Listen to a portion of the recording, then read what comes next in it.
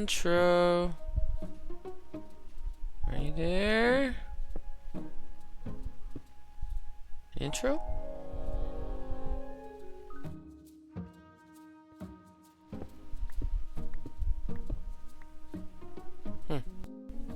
Intro. Intro?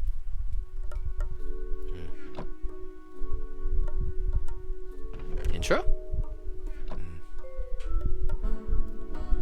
Intro.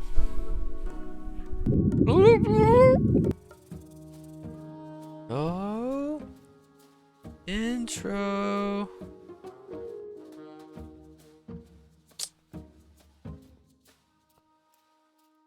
Intro.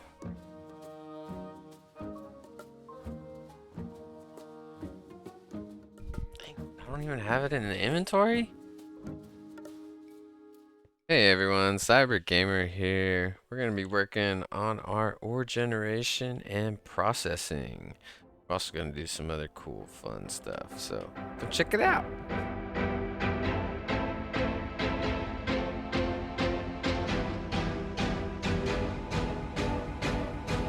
Okay, so I got a little carried away in between episodes. I went ahead and set up full latex production. So I have a bunch of the arboreal extractors, and they're getting latex out of the jungle trees. And it has to be the full tree, you can't shave it off or anything. I don't know how it detects whether there's leaves on it or not, but I went ahead and set up 7 trees with 3 of these each. And so now I've got a backup of this stuff. And then I also set up another room for industrial. So I have the latex being brought here. Right now I currently have this machine off. I can go ahead and turn it back on. It's producing our rubber for us. This then goes into our refined storage system. And then I have this machine requesting the rubber. And this is the Pyrolyzer. And this is what actually gives us the cured rubber and the dry rubber that we need to make plastic for industrial foregoing machines. Both of those are used for this plastic. So I've already set up an autocraft for it, but it uses 6 of the cured rubber and 3 dry rubber to make this plastic. And this is the basic kind of material for industrial foregoing. So we're going to need this to get any industrial foregoing started. So I've already made dissolution chambers, and this is used for crafting recipes with industrial foregoing. So this is how you're going to make the laser lenses for the laser drills, which we'll be making some of those. The advanced machine frame is used for making the more higher tiered machines through industrial foregoing. So I went ahead and made 2 of them just in case any of these trying to craft gets mixed up, because it is using fluid to craft. Every craft with industrial foregoing using the dissolution chamber is going to either use pink slime, liquid meat on the mechanical dirt, or latex. So with the mob slaughter factory from industrial foregoing, it will kill mobs and give you liquid meat and pink slime. You can have it kill passive mobs, you can kill hostile mobs. Either way, it doesn't matter. The difference being with hostile mobs, you'll get more liquid meat from them. So if you're using some kind of mechanical dirt setup for a mob farm, then having that higher production of liquid meat would be more beneficial. But I'm not going to be using that because we have the rotten eggs. So all I need from this is the pink slime. But that helps get us started with the industrial foregoing. It will allow us to make the laser drills. We're also going to need it for, so we have the ore laser base and we also have the fluid laser base. But this will get you basically every vanilla ore you could probably mine regularly. And with this pack, you also get this chunks. And the supreme machine frame is used to make the wither builder. That's my end goal right there. So what the wither builder does is it will actually place the soul sand and the wither skulls on top of itself in the shape that it needs to be to spawn the wither. And then we could use a mob crusher from industrial foregoing to instantly kill the wither. So we'll be able to just automate having nether stars. Other than that, I definitely want to get our ore laser base and ore laser drill going. Now that we have a decent power gen with the mechanism gas burning generator. But yeah, let me get the ore laser drill crafted. The laser drill for the fluid. You're probably wondering how we get ether gas. Well, that one I'm gonna leave for a surprise. Yeah, so this happened. I wasn't recording, but yeah. I'd rather it happen in a compact machine than at my base. Did almost die. We did get another star. That's a plus. So yeah, heads up. The stasis chamber will blow up from the wither. So we're gonna go ahead and make ourselves another one. Uh, yeah, I'll explain what this is all about in a sec. Alright, now that it's working and everything's not blowing up in my face. So this is actually how you farm for ether gas. So you get the fluid laser base with the purple laser lens. You have to have the 4 laser drills. They can be this close. You can also spread them out further if you want. Now I did leave this goofy amount of space above here so we can import this into our refined storage system. I do want to have it in there for crafting the advanced machines. And then, yeah, we can go ahead and make our mob crusher. And I want to put our wither killer here. And that way we've got our wither miner. And then we've got our wither killer so we can farm for nether stars. So I'm going to get this box set up. I'm going to get the wither builder crafted up. Because I think... Can't remember. Actually, I have it right there. Make the supreme, we need, we only need 135. So yeah, we definitely have enough. We already have 640. So I'm gonna get that going and set up that box, and I'll be back. And I didn't even tell you why the wither is sitting there. He has no boss bar. So with Industrial Foregoing in 1.16 version, they actually have a machine called the Stasis Chamber. And what this does is it actually holds the wither in stasis, so it never actually goes into its transformed mode to where it blows up and all that good stuff, which allows you to actually put the fluid laser base above him and just basically drill ether gas out of his head, so to speak. But yeah, so, and this does require power, so I have a flux point on it, just supplying it power, just to make sure it keeps him in his place. And he just stays there while the ore laser drill just keeps mining him. And right now, we've already got a bucket. So I actually made the wireless fluid grid so I can actually look at our fluids.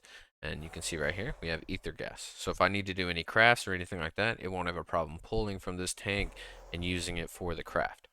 And then again, with this fluid wireless grid, I can actually see how much of each of the fluids that we have. Plenty of latex, so no issues there. I probably do need to go ahead and disconnect the generation of that because I probably won't need any more than that for a good time, but we'll see. The other grid I also went ahead and made is I made the wireless crafting monitor. So on here you can actually see the auto crafts that are taking place. So right now I have the overworld matter being crafted, and you can actually cancel them and kind of see if anything gets stopped up. You can kind of look and see what it's kind of stopped up on, cancel it, and then go check on it from there. And as you can see, compressed netherrack's being requested so it can be crushed and sieved. Alright, I got the box made for our wither killer. I wanted to go ahead and connect up the ether gas. I already have the pattern for making the wither builder, and then I'm going to throw the supreme machine frame pattern in our machines in our other block, and that way we can go ahead and craft the wither builder. We'll get the mob crusher right here, hook it up to an inventory, and just hook that inventory up to here, and that way we can just export out and go straight into our refined storage and pull out all the nether stars we want. But at the same time, with the wither builder, we need to be exporting wither skulls and soul sand, because yes, it'll build it for you, but you still have to supply the items. So that's another thing we're going to need to get into, because I may have a bunch of wither skulls, but I don't have a lot of soul sand. We're not doing too shabby on the quest. We do need to go to the Twilight Forest. This is going to be an adventure. I might be able to get it all done in one episode, but there's a chance I might split it into two. And then the end is another place we need to go we haven't been to yet. I really haven't done much dimension traveling, so definitely want to get those quest lines knocked out. Okay, I'm going to explain what this does, and then I'm going to plug it up and get it going. So we have our mob crusher here. I'm going to go ahead and throw our speed and efficiency upgrades. I have a range tier 2 upgrade, which allows it to go 2 out from either side. So if we do our show working area, it's got a full 5x5. There's only a 3x3 space inside the box, so it's perfectly fine. It'll cover that area. So the mob crusher's going, and then underneath here, where we have our wither builder, I have power being supplied to it, and I have an exporter to export soul sand and the wither skeleton skull. So it'll just constantly keep spawning it. So as soon as I plug it in, should get a wither being summoned. Maybe. There it is. Oh, there's another one. You're gonna get in the way? He got in the way. Now it's gonna pop the block there when he dies. I think I can put an importer there, and if I say down item. Very nice. Okay, cool. So yeah, any extra skulls or sand that gets blown up will get picked up and sent into our system. So, little issue, but not too much. I don't think anything should get like blown up. Because see, if that gets destroyed, the hopper's picking it up. But even then, that's the explosion that breaks the block. There's usually a second one that destroys the item, so it should save everything. Anyhow, so now we got that set up. We have our ether gas being farmed in. Right now we've got 4.5 buckets of ether gas. That's another thing about this tank. If you right click it, you can actually see it at the bottom how much it's full. So we're farming this guy. We're going to keep farming these guys until we run out of soul sand. Let's go make our infinite range upgrade. Now me personally, I always prefer just to set up an autocraft for stuff as soon as I'm going to need it. So we'll autocraft that. We'll autocraft that. I already have netherite ingots autocrafted. So now we can just come in here, ask for an infinite range booster. We have everything. There it is. Ah, I didn't know, but boom, look at that, 2 billion blocks. Let's go visit Mr. Offsummer. I don't know if this is spoilers or not, but bam. We have access to our inventory. But as you can see in his base, which is just 8,000 blocks away from ours, I can access my inventory. I'm pretty sure that also works across dimensionally. Do I have access? No. Speaking of ore drill, that's probably the next thing I'm going to go ahead and set up now that we have our stars being produced. Let's make sure they're still coming in. Ooh, we already got 27. Awesome. Oh, there it is. So actually, so I wonder if that has the infinite range on it. We'll have to make that just to check it out. Blue heart canisters. I need to make green heart canisters. We could do that right now. That would give me 2 more health bars. Yeah, let's do it. Okay.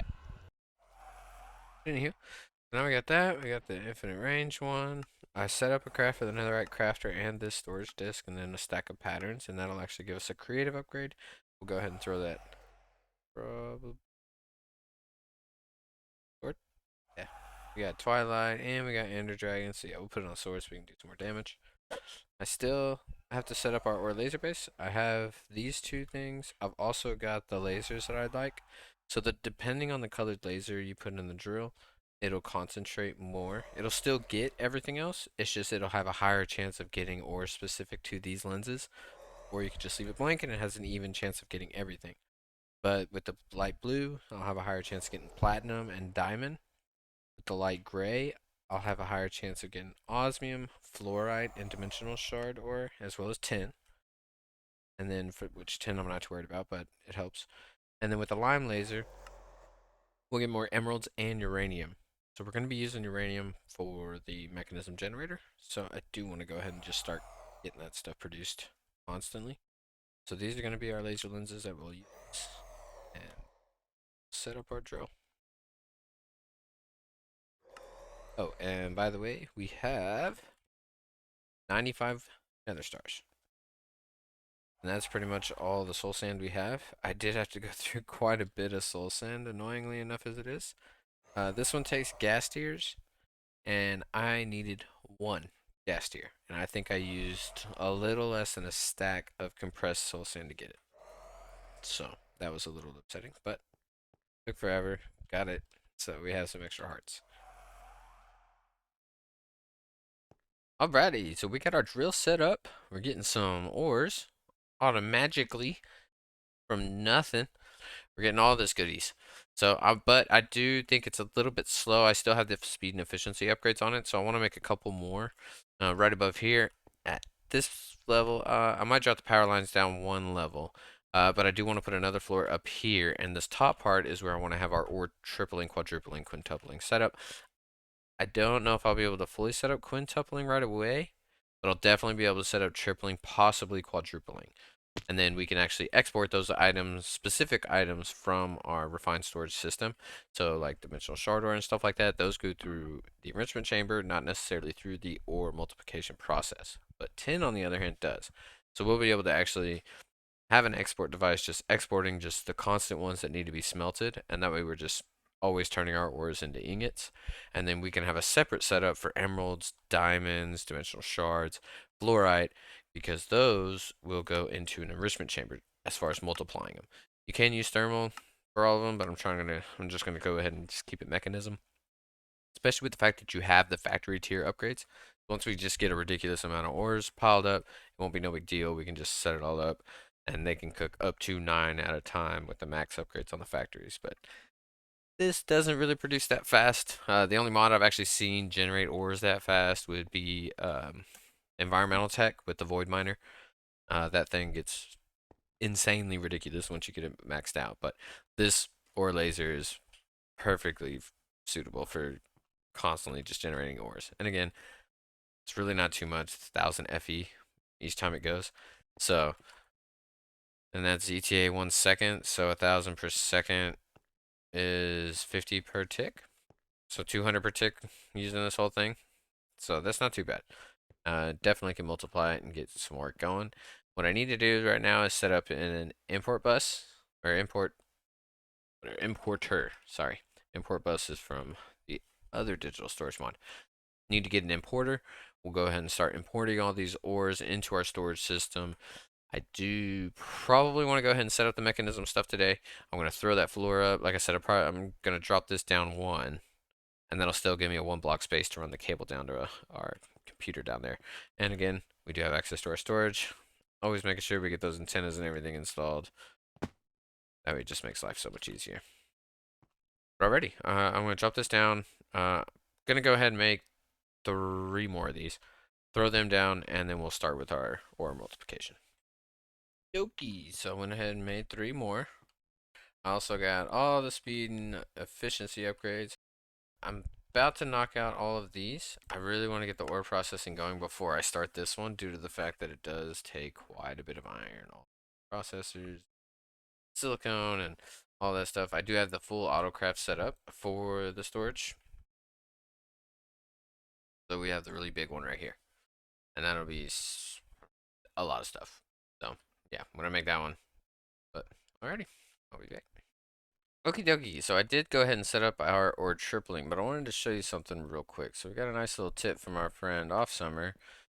You can actually have multiple laser drills on each side connected up to the actual ore miner itself.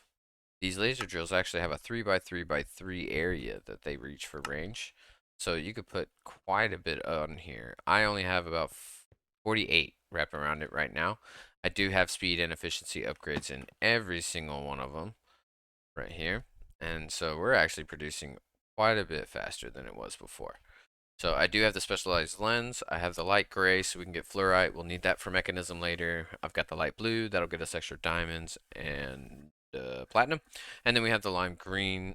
That'll give us uranium and emeralds. Yes. So just, it doesn't make it to where it's only mining those. It just increases the chance of getting those kind of ores. It'll still get the rest of the ores. So we're still mining up everything. It does look kind of cool up in there, even though I can't get in there. But it's really not draining much power, I don't think. I think it's using maybe 50,000 RF per tick. These all say 1,000 FE. I'm not sure if that's per tick, per second, or how the power usage is calculated on this in total. And like I said, we did get our ore tripling set up. Now I do have these machines here. I went ahead and set it up to where when the ore comes in here, it gets tripled. This will end up normally getting like a backstock, so this will end up full, then this will end up full. And it just slowly, like once it's, if it's processing quite a bit of ores at one time, it ends up getting a little backed up. So I went ahead and put 3 of them. I'll probably end up just reducing it down to the single line. I did put some upgrades in them in it as well. But we have our exporter constantly exporting the ores out into it. So anytime these pop in our storage, it just gets put in here and put through the process. We will do the quadrupling and the quintupling of this, and we'll just do that same thing. We'll just take this out and put it over here at the end and just have it go through the whole entire process. And then we have importers pulling them in from the smelters, giving us our ingots. Speaking of ingots, we have quite a stock of metals now, which helps a ton for auto crafting and upgrades. So now we're actually able to put quite a bit of upgrades. That's why I was able to make all these ultimates so easily. Being able to process everything just helped a ton, getting our inventory full of stuff for crafting. But I think that's where we're going to wrap it up for today. We got quite a bit done. Now we have automated ore gathering, we have ore processing, tripling our ores. We also got the wither set up. We also got the ether gas set up. So I think we're doing pretty good. Next episode, I do want to go on a little adventure. Maybe a little bit of Twilight. Get that checked out, and probably we definitely need to remember to bring some of those mob swabs. I don't even know if that's what it's called, but the little swabs for the mob cages.